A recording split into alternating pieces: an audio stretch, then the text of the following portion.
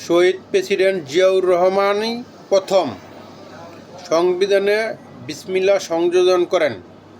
President এরশাদ সাহেব রাষ্ট্রধর্ম ইসলাম সংবিধানে সংযোজন করেন।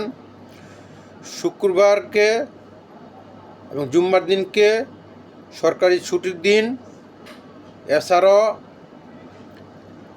ধর্মীয় প্রতিষ্ঠানকে বিদ্যুৎ বিলের মওকুফের মতন সিদ্ধান্তগুলো নেন। শেখ মুজিবুর রহমান ইসলামী ইনস্টিটিউট প্রতিষ্ঠা করেন।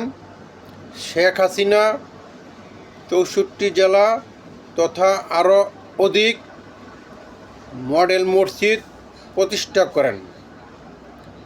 কিন্তু যারা নাকি ইসলাম নিয়ে রাজনীতি করেন, ইসলামকে এদেশে প্রতিষ্ঠা করবেন, তারা ক্ষমতা আসার আগেই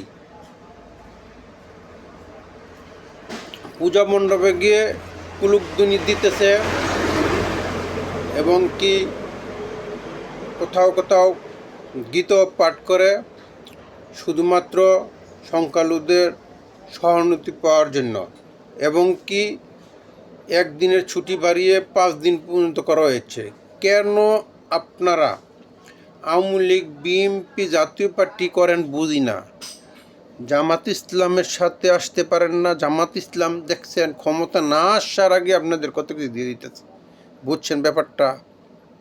শুধু নামদারি ইসলাম, কিছু মনে করেন না, কথার জন্য কথা বলা।